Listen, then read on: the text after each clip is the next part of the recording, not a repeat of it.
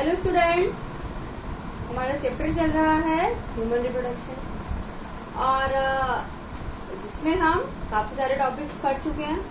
तो आज हमने एक क्विज टाइम वीडियो बनाई है। कुछ क्वेश्चंस लेंगे, छोटे शॉर्ट आंसर टाइप क्वेश्चन है, वेरी शॉर्ट 1 वर्ड वाले क्वेश्चन है। तो उन क्वेश्चंस को हम देखते हैं कि हम कितना हमें पता है, जितना हम पढ़ चुके हैं उनमें से हम कितना जानते हैं। तो एक क्विक हमारी वीडियो है, इसमें थोड़े से ही क्वेश्चन है और सारे ही क्वेश्चन कैसे हैं, 1 वर्ड वाले। पहला question, difference between primary and secondary oocyte। जो प्राइमरी oocyte है और सेकेंडरी oocyte में क्या डिफरेंस होता है। तो जब हमने oogenesis की प्रोसेस देखी थी तो उसमें देखा था कि सबसे पहले कौन सा फेज होता है, मल्टीप्लीकेशन। सबसे पहले कौन सा फेज है, मल्टीप्लीकेशन फेज है। और मल्टीप्लीकेशन फेज के अंदर कौन सा डिवीजन होता है, माइटोसिस होता है। कौन सा डिवीजन, माइटोसिस। तो जो ओवरी की जो जर्म सेल्स होती हैं कैसी होती हैं, डिप्लॉइड होती है। कैसी सेल है वो, डिप्लॉइड सेल है, 2n सेल। अब डिवीजन कौन सा हुआ, पहला डिवीजन हुआ माइटोसिस। उससे कौन सी सेल बनी हमारी, oogonia। oogonia कैसी सेल है, डिप्लॉइड सेल है। ये भी कैसी है, डिप्लॉइड है। और यहाँ पे फेज कौन सा था हमारा, मल्टीप्लीकेशन।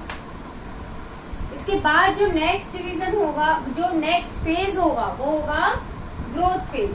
कौन सा, ग्रोथ फेज। तो ग्रोथ फेज के अंदर कोई भी डिवीजन नहीं होता है। और ये जो oogonia है वो किसमें चेंज हो जाती है, प्राइमरी oocyte के अंदर। क्या बन गया हमारा, प्राइमरी oocyte।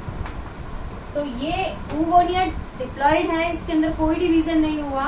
तो जो प्राइमरी oocyte है वो भी कैसा होगा, डिप्लॉइड होगा। अब जो प्राइमरी oocyte है उसके अंदर जो डिवीजन होता है वो होता है मियोसिस 1, यानी कि अर्धसूत्री विभाजन फर्स्ट। तो ये जो अर्धसूत्री विभाजन है ये क्या करता है, गुणसूत्रों की संख्या को घटा देता है, हाफ कर देता है। तो अब जो नया स्ट्रक्चर बनेगा वो कैसा बनेगा, हैप्लॉइड बनेगा, अगुणित बनेगा। और उस स्ट्रक्चर को क्या नाम देंगे हम, secondary oocyte।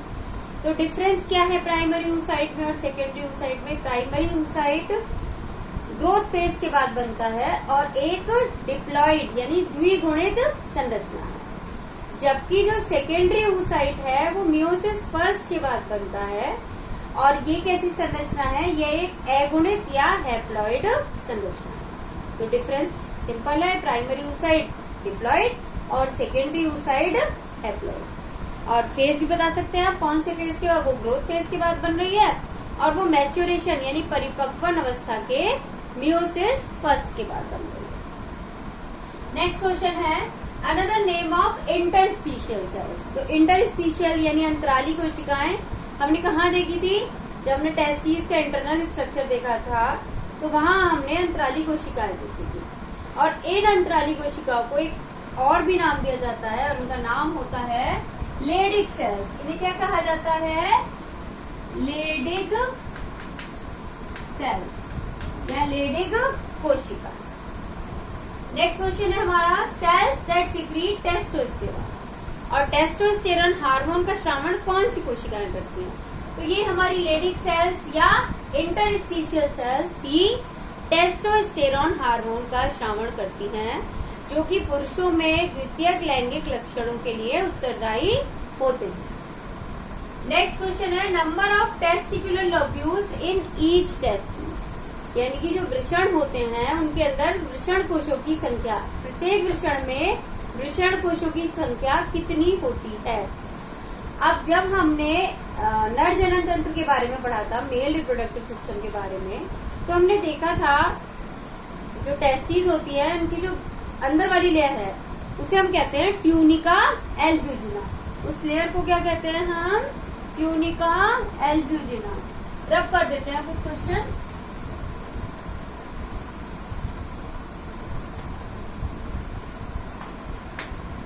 Tunica एल्ब्यूजिना।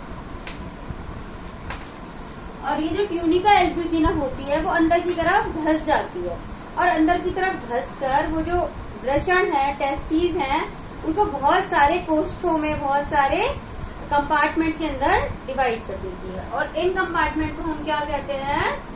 Testicular lobule या वृषण कोष्ठ। तो एक टेस्टिस यानी कि एक वृषण के अंदर लगभग 250 से 300 तक, 250 से 300 तक क्या होते हैं? वृषण कोश होते हैं। कितने? 250 से लेकर 300 क्या होते हैं? टेस्टिकुलर लोब्यूल्स या वृषण कोश होते हैं प्रत्येक वृषण के अंदर। अब नेक्स्ट क्वेश्चन है हमारा, sugar present in seminal plasma. जो सेमाइनल प्लाज्मा होता है उसके अंदर कौन सी शुगर होती है? तो उसके अंदर जो शुगर होती है वो होती है फ्रक्टोज। कौन सी शुगर होती है? फ्रक्टोज। और ये शुगर कौन स्रावित करता है? सेमाइनल वेसिकल ये शुगर स्रावित करता है। और सेमाइनल वेसिकल यानी कि शुक्राशय। शुक्राशय एक ग्रंथि होती है नर जनन तंत्र की, जिसके सिक्रीशन के अंदर फ्रक्टोज शुगर प्रेजेंट होती है। और ये जो शुगर है इसका काम क्या होता है? शुक्राणु को, स्पर्म को न्यूट्रिशन प्रोवाइड करना। तो शुगर सेमाइनल प्लाज्मा के अंदर कौन सी शुगर है? फ्रक्टोज शुगर है। नेक्स्ट क्वेश्चन है, स्पर्मियोजेनेसिस क्या होता है? स्पर्मियोजेनेसिस देखो, जो हमने स्पर्मेटोजेनेसिस की, शुक्राणु जनन की क्रिया पढ़ी थी, उसमें हमने देखा था कि पहले क्या बनते हैं? स्पर्मेटिड बनते हैं। और स्पर्मेटिड क्या होती है? सिंपल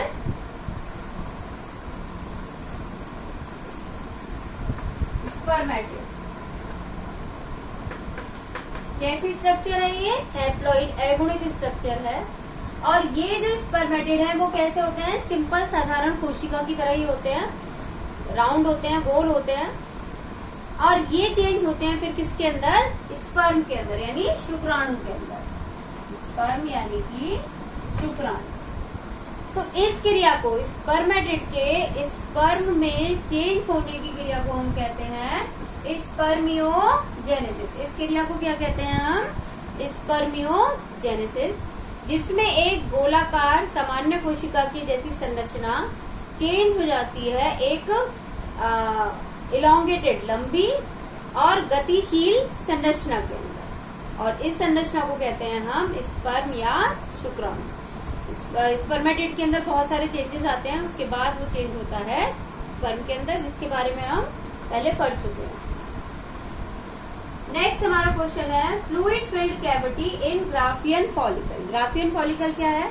जो मैच्योर फॉलिकल होता है, परिपक्व फॉलिकल होता है, जो फीमेल की ओवरी के अंदर बनता है, उसे हम कहते हैं ग्राफियन फॉलिकल।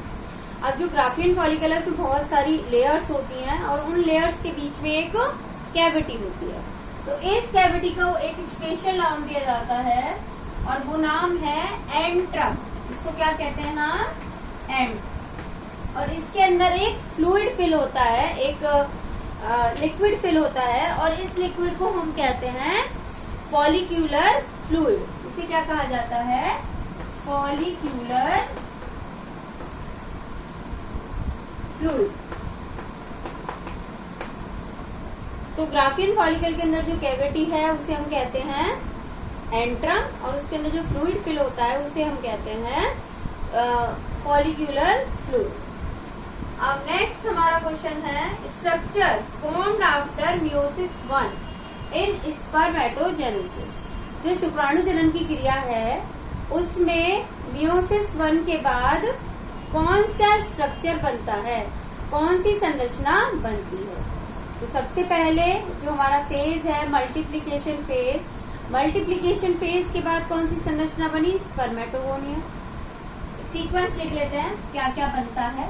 सबसे पहले क्या बना? स्पर्मेटोगोनिया। फिर इसके बाद हमारा ग्रोथ फेज आता है, उसमें क्या बनेगा हमारा? Primary spermatocyte. फिर इसके बाद मैच्योरेशन फेज आएगा, मियोसिस 1 होगा, और क्या बनेगा? Secondary spermatocyte. और उसके बाद हमारा मियोसिस सेकेंड होगा और क्या बनेगा, स्पर्मेटिड बनेगा। तो ये आप लोगों को पता होना चाहिए कि कौन से फेज के बाद कौन सा स्ट्रक्चर बनता है, कौन से डिवीजन के बाद कौन सा स्ट्रक्चर बनता है, कौन से स्ट्रक्चर हैप्लॉइड होते हैं और कौन से स्ट्रक्चर डिप्लॉइड होते हैं। तो प्राइमरी स्पर्मेटोसाइट तक के जो स्ट्रक्चर हैं वो सब डिप्लॉइड हैं, यानी स्पर्मेटोगोनिया प्राइमरी स्पर्मेटोसाइट डिप्लॉइड है। और उसके बाद बनने वाले सेकेंडरी स्पर्मेटोसाइट और स्पर्मेटिड, उसके बाद स्पर्म, ये तीनों स्ट्रक्चर क्या है, हमारे हैप्लॉइड है। तो हमारा मियोसिस 1 के बाद क्या बनेगा, सेकेंडरी स्पर्मेटोसाइट बनेगा। नेक्स्ट है फंक्शन बताने हैं आपको। स्पर्म के कुछ पार्ट्स दे रखे हैं और इन पार्ट्स में के क्या क्या फंक्शन होते हैं स्पर्म के अंदर, ये बता रहे। तो पहला पार्ट दिया है एक्रोसोम। तो एक्रोसोम कहाँ प्रेजेंट होता है, स्पर्म के हेड में प्रेजेंट होता है। और कैसी है, कप शेप स्ट्रक्चर होती है। और ये जो कप शेप स्ट्रक्चर है ये किससे मिलकर बनती है, ये जो गोल्जी बॉडी होते हैं, गोल्जी काय होते हैं, वो मिलकर एक कप शेप स्ट्रक्चर बना देते हैं और उसे कहते हैं हम एक्रोसोम। ये ऐसे कप शेप स्ट्रक्चर होती है एक्रोसोम। और इसके अंदर एंजाइम होते हैं और वो एंजाइम क्या करते हैं, स्पर्म जो फर्टिलाइजेशन की प्रोसेस में मदद करते हैं, यानी कि स्पर्म को एग के अंदर एंटर करने में मदद करते हैं। और तो एक्रोसोम का फंक्शन क्या हो गया, help in fertilization and release spermlysins. Spermlysins यानी कि वो एंजाइम जो कि एग की लेयर्स को डिसॉल्व कर देते हैं और स्पर्म एग के अंदर एंटर हो जाता है। नेक्स्ट है हमारा स्पाइरल माइटोकॉन्ड्रिया। स्पर्म के अंदर हमने देखा था जो उसका मिडिल पीस था उसके अंदर सारे माइटोकॉन्ड्रिया स्पाइरल फॉर्म के अंदर अरेंज हो जाते हैं। और इन माइटोकॉन्ड्रिया का काम क्या होता है, स्पर्म को एनर्जी प्रोवाइड करना। हमने बताया स्पर्म क्या है, गतिशील स्ट्रक्चर है, तो उसको गति करने के लिए क्या चाहिए, एनर्जी चाहिए। तो वो एनर्जी कहाँ से मिलेगी, स्पाइरल माइटोकॉन्ड्रिया से मिलेगी।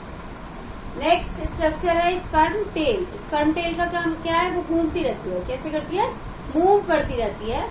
और इस मूवमेंट की वजह से जो स्पर्म है वो मूव कर पाता है। तो स्पर्म का टेल का फंक्शन क्या है स्पर्म के अंदर, कि इसको मूवमेंट के अंदर हेल्प करना, इसको स्पर्म की गति में, शुक्राणु को गति करने में मदद करना। फिर इसके बाद आया प्रॉक्सिमल सेंट्रियोल। प्रॉक्सिमल सेंट्रियोल हमने देखा था कि स्पर्म के अंदर 2 सेंट्रियोल थे, एक वो जो केंद्रक के पास था और एक वो जो केंद्रक से थोड़ा सा दूर था। तो जो केंद्र के पास वाला सेंट्रियोल था उसका नाम था प्रॉक्सिमल सेंट्रियोल। और इसका काम क्या है, इसका काम है कि जब फर्टिलाइजेशन की प्रोसेस हो जाती है तो उस प्रोसेस के बाद क्लीवेज यानी डिवीजन स्टार्ट हो जाते हैं। तो इसका काम है प्रॉक्सिमल सेंट्रियोल का कि ये डिवीजन में जब हमारा स्पिंडल बनते हैं, स्पिंडल फाइबर बनते हैं, तो ये फर्स्ट डिवीजन में, फर्स्ट क्लीवेज में मदद करता है। एक्रोसोम का काम स्पर्म को फर्टिलाइजेशन में मदद करना और जो एग के ऊपर की जो लेयर्स हैं उनको डिसॉल्व करना, क्योंकि इसके अंदर क्या पाए जाते हैं, एंजाइम्स पाए जाते हैं और इन एंजाइम्स को हम कहते हैं स्पर्मलाइसिस। स्पाइरल माइटोकॉन्ड्रिया का काम, जब स्पर्म शुक्राणु गति करता है तो उसको ऊर्जा प्रदान करना। स्पर्म टेल का काम शुक्राणु को गति में मदद करना। और प्रॉक्सिमल सेंट्रियोल का काम कि जब क्लीवेज की जो प्रोसेस होती है उसमें जो फर्स्ट डिवीजन होता है तो ये प्रॉक्सिमल सेंट्रियोल भी क्या करता है, स्पिंडल की फॉर्मेशन करता है, तो क्लीवेज में मदद करना। नेक्स्ट क्वेश्चन है साइट ऑफ फर्टिलाइजेशन। जो फर्टिलाइजेशन की प्रोसेस है वो कहाँ होती है, तो हमने देखा था कि जो ओवम है उसकी जो फॉर्मेशन है वो कहाँ हुई थी, ओवरी के अंदर हुई थी।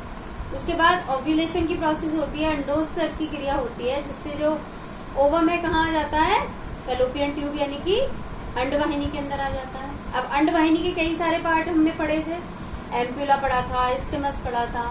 तो फर्टिलाइजेशन की जो प्रोसेस होती है वो कहाँ होती है, एम्प्यूला,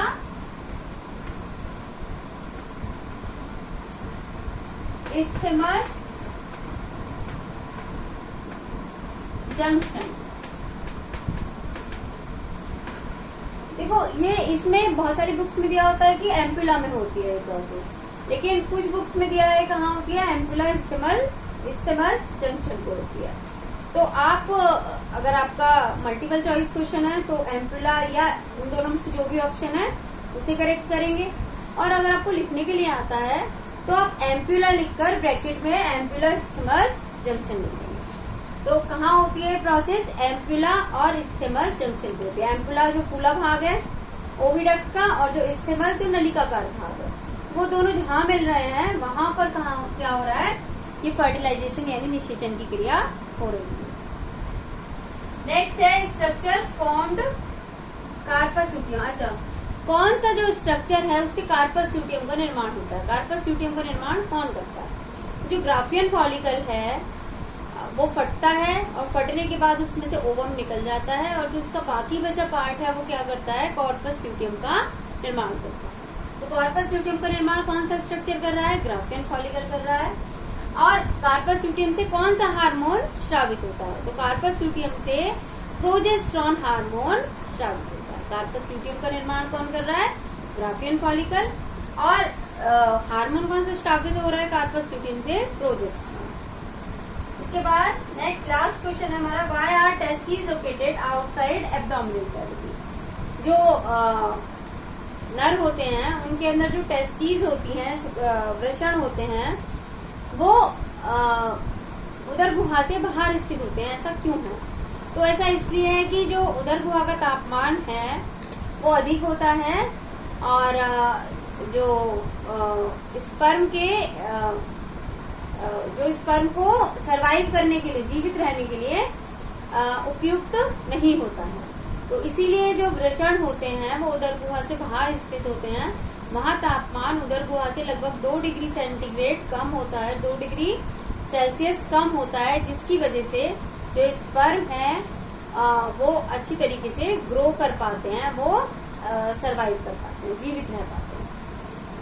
तो क्यों स्थित होते हैं वो एब्डोमिनल कैविटी से बाहर, उदर गुहा से बाहर वृषण, जिससे कि जो स्पर्म है वो जीवित रह पाए और परिपक्व हो पाए। तो इस तरीके से आज हमने कुछ क्वेश्चंस करे, और ऐसे ही हम क्विज वीडियो बनाते रहेंगे। आप इन्हें देखिए और अपने जो टॉपिक्स हैं उनको क्लियर करते रहिए। आपको वीडियो पसंद आया होगा, वीडियो को लाइक कीजिए, शेयर कीजिए, चैनल को सब्सक्राइब कीजिए। Thank you and have a nice day.